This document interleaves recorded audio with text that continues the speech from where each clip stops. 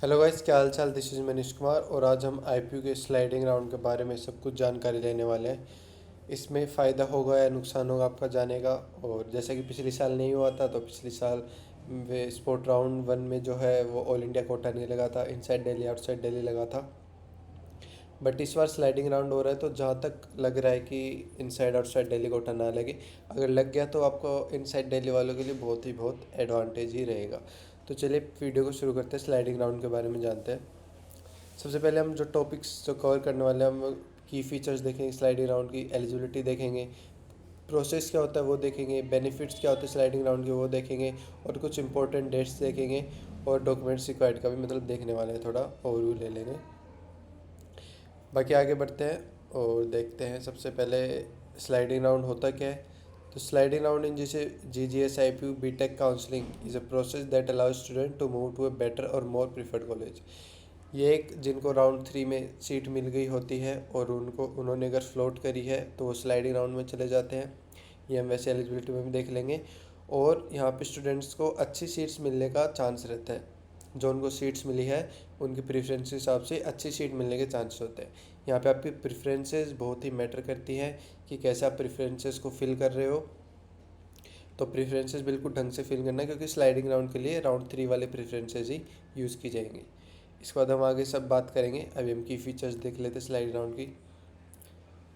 तो इसमें एक तो ऑटोमेटिक अपग्रेड हो जाता है। जिसने एक प्रीवियस काउंसिल में यानी राउंड 3 में जो सीट सिक्योर कर ली थी, उसमें आपका ऑटोमेटिकली अपग्रेड हो जाता है उस काउंसलिंग के हिसाब से, अपनी प्रेफरेंसेस के हिसाब से एक अच्छी कॉलेज में या फिर एक अच्छी ब्रांच में भी। ऐसा नहीं कि सिर्फ ब्रांच में ही चेंज होगा, अच्छी कॉलेज में भी अपडेट कर हो सकता है अकॉर्डिंग टू योर प्रेफरेंसेस। कोई आपको नई चॉइसेस फिल नहीं कर सकते आप। जैसे कि मैंने कहा था कि राउंड 3 में ही आपको जो चॉइसेस आपने भरी हैं वही आपके राउंड जो स्लाइडिंग राउंड है उसमें यूज होंगे। कोई एडिशनल फ़ी नहीं देनी पड़ती। जैसे स्पोर्ट राउंड में 500 अलग से पे करने पड़ते हैं, वैसे ही स्लाइडिंग राउंड के लिए कुछ पे नहीं करना होता। इसके बाद प्रेफरेंसेस जो है सब कुछ डिपेंड करता है। जैसी आपकी प्रेफरेंसेस है, मैं अभी भी आपको वार्न कर दे रहा हूँ, प्रेफरेंसेस बिल्कुल सही से भरना। बाद में अगर दिक्कत आती है तो ठीक होने के चांसेस नहीं होता। तो आप प्रेफरेंसेस बिल्कुल अपने हिसाब से भरना, बार बार कह रहा हूँ। इसके बाद हम एलिजिबिलिटी देख लेते हैं स्लाइडिंग राउंड के लिए। तो जिस जिस स्टूडेंट्स को ऑलरेडी सीट अलॉट हो गई है और उन्होंने फ्रीज का ऑप्शन सेलेक्ट नहीं किया है, वो एलिजिबल हो जाते हैं। और जो जो प्रेफरेंसेस इन्होंने फिल किए हैं, ये मैं बार बार वापस बोल रहा हूँ कि प्रेफरेंसेस आपकी ढंग से होना चाहिए। प्रेफरेंसेस के हिसाब से ही आपको स्लाइडिंग राउंड में आगे मतलब सीट मिल सकती है। प्रोसेस देख लेते हैं कि स्लाइडिंग राउंड का प्रोसेस क्या होता है। सीट अलॉट होती है आपकी प्रेफरेंसेस के हिसाब से। जैसे ही सीट मतलब जो वैकेंट रहती है वो सीट्स भरी जाती हैं, तो उसी के हिसाब से आपकी जो कैटेगरी वाइज है वो सीट भर जाती है। कैटेगरी वाइज अगर सीट भर गई और कैटेगरी के अंडर मान लो एक दो सीट वैकेंट रहेगी, तो वो अनरिजर्व कैटेगरी में यानी जनरल कैटेगरी में कन्वर्ट कर दी जाती है। बट कैटेगरी वालों को पहले प्रेफरेंस दी जाएगी। अगर कैटेगरी वाले को उसके प्रेफरेंस के हिसाब से अगर सीट मिल रही है तो, और अगर कोई वैकेंट सीट नहीं बची है तो जनरल में कन्वर्ट नहीं किया जाएगा।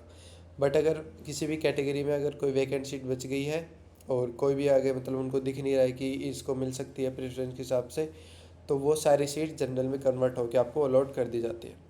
नो डाउनग्रेड, जैसे कि मैंने कहा कि फ्लोट ही कर देते हैं, तो या तो आपकी राउंड 3 वाली सीट रहेगी या फिर आगे आगे अपडेट हो जाएगी आपकी प्रेफरेंस के हिसाब से। डाउनग्रेड नहीं होगा, पीछे वाली सीट पे आप नहीं जाओगे, मतलब कहने का यही मतलब है। जो रिजल्ट डिक्लेरेशन है स्लाइडिंग राउंड की, वो ऑफिशियल वेबसाइट पे रिजल्ट डिक्लेयर हो जाएगा। डेट्स हम देख लेते हैं। उससे पहले हम बेनिफिट्स देख लेते हैं स्लाइडिंग राउंड के क्या क्या बेनिफिट्स है। डिसएडवांटेजेस भी देखेंगे। अपॉर्चुनिटी आपको एक बेटर देखने को मिल जाती है। आप अपने प्रेफरेंस के हिसाब से अच्छी कॉलेज में आप चले जाते हो, अच्छी ब्रांच में चले जाते हो। कोई आपको हैसल नहीं करनी पड़ती, यानी इधर उधर घूमना नहीं पड़ता, डॉक्यूमेंट वेरीफाई करवाने के लिए इधर उधर भागना नहीं पड़ता। सिक्योर प्रोसेस है, मतलब कोई भी मतलब रिस्क नहीं है इसमें, क्योंकि आपकी सीट हालांकि अपग्रेड ही हो रही है। इसको अपग्रेडेशन राउंड में आप कह सकते हो, स्लाइडिंग राउंड ऐसे लिखा हुआ है।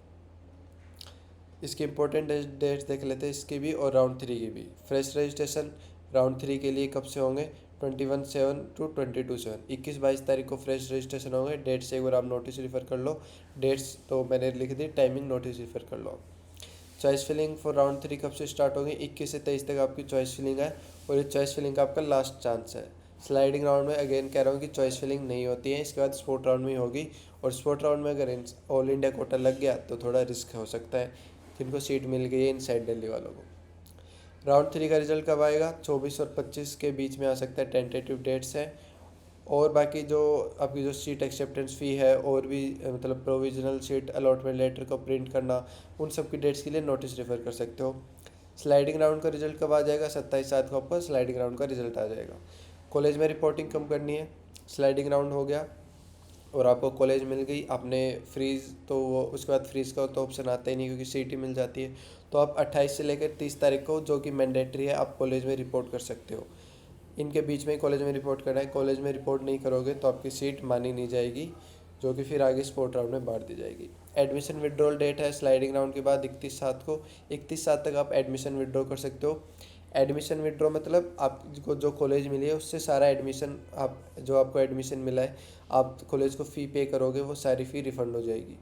और एक और होता है वो पार्ट एकेडमिक फ़ी होती है 96,000 वाली, उसका टाइमिंग अलग है, उसकी डेट्स अलग है, तो इन दोनों डेट्स को मिक्स मत कीजिएगा। ये एडमिशन विड्रॉल डेट है 31/7। तो यही था स्लाइडिंग राउंड के बारे में। बाकी डिसएडवांटेज एक ही है, अगर चॉइसेस सही से नहीं भरी आपने तो आपको डिसएडवांटेज है। अगर आपने ऊपर कोई आपने नॉन प्रीफर्ड चॉइसेस भर दी, जो कि आपको कॉलेज पसंद नहीं है, वो चॉइसेस भर दी, तो आपको दिक्कत हो सकती है।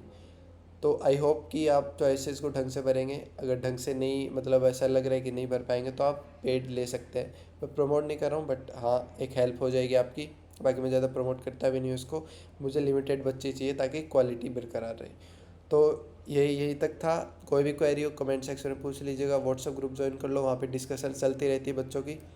बाकी यहाँ पे आप काउंसलिंग की सारी वीडियोस प्लेलिस्ट को एक्सेस कर सकते हो। जेई 2024 तो आप क्या ही करोगे, कॉलेज लाइफ के बारे में, नोटिस के बारे में, कट ऑफ्स वगैरह के बारे में अलग से प्लेलिस्ट बना रखी है। डॉक्यूमेंट्स रिक्वायर्ड के ऊपर 2 वीडियो बना रखी हैं, एक और वीडियो भी आ जाएगी जो अभी नोटिस में आपने देखा होगा। बाकी मैं पूरा सब कुछ बता दूंगा।